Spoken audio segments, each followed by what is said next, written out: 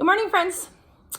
Today we're going to read a book called Hanukkah in Alaska, and it's going to tell you a little bit about what it's like to live way up in Alaska where it's really, really cold, and how things might be different celebrating Hanukkah up there. So let's take a look at Hanukkah in Alaska. Ooh, it's a giant moose. In Alaska, in winter, we have to watch out for moose. We have to look both ways when we go out the door, making sure there are no moose around. That's because moose are very big, and they kick things that surprise them or make them angry. Their big kicks are strong enough to dent a car. My mother drives slowly in the winter, looking out for moose. When my friends and I are playing outside and a moose comes along, we have to hug a tree. A moose can't step on you or knock you over if you're hugging a tree. Also during winter in Alaska, it's dark.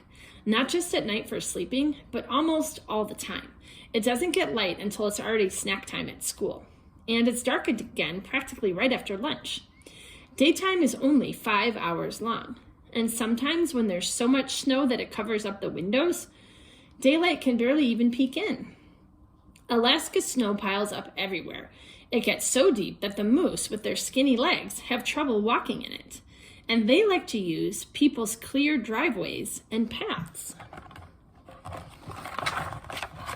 That's why a moose lives in our backyard. He wandered up our driveway, found a good spot where he could nibble at our trees, and decided to stay.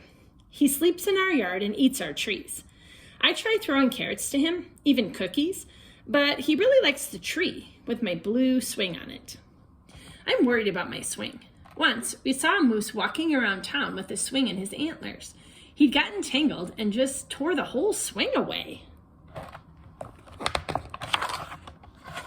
I think the dark and that moose are making me kind of grumpy, because even Hanukkah hasn't cheered me up. My friends and I pretend to be dreidels spinning in the snow.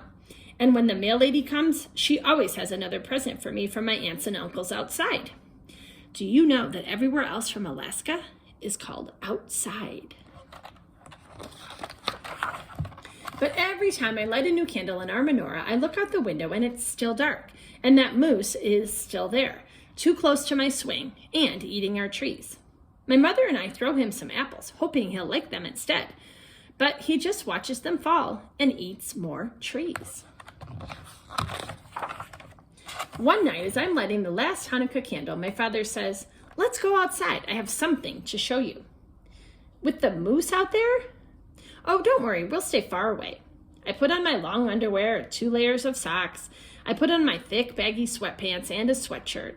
I put a snowsuit on over all that, 2 layers of mittens and a hat. Still, it's freezing cold outside, and it's very dark, and I do not like being anywhere near that moose. I want that moose away from my swing. "Dad, what are we waiting for?" "Just wait, you'll see." But he's looking at the sky, and I'm looking at that moose. My mother says, "Maybe we can try some fresh spinach. Maybe he'll leave your swing alone for something green." But the spinach doesn't work, and I'm freezing. And Dad says, "This is a perfect night. You'll see." Ooh, look at that. Suddenly, Dad points up to the sky. There are pink and purple and orange ribbons of light, swirling and shining and glowing. Against the dark black of the sky, the lights are bright and beautiful. I've never seen anything like it.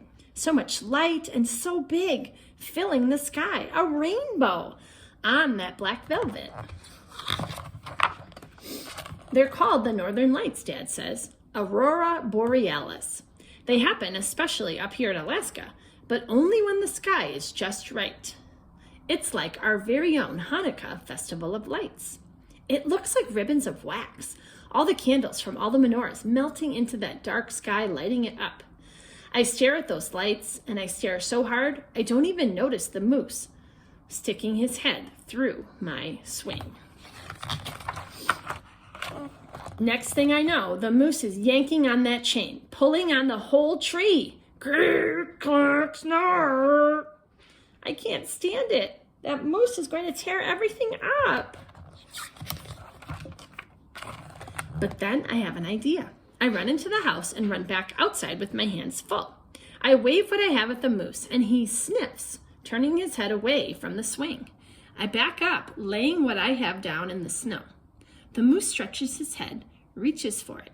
I keep backing up, laying more down, and the moose follows me out of the yard, down the driveway, and away. I lay the last batch down and race back into our yard. I look at the sky and the lights. I'm so happy to see those lights, and I'm so happy the moose is gone. My parents are surprised. What did you feed him, they ask. What did the moose like so much? Latkes, I answer. Hanukkah can be pretty funny in Alaska, and miracles can happen in a lot of different ways. The end. So that was kind of interesting. I feel like reading that book, we maybe learned a little bit about what it's like in Alaska and also some interesting things about moose. So maybe in the comments today, you could tell me something that you learned about moose or that you know about moose. Maybe you've even seen one. I've seen a couple moose here in Colorado.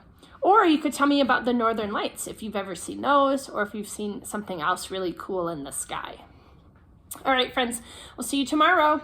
Bye.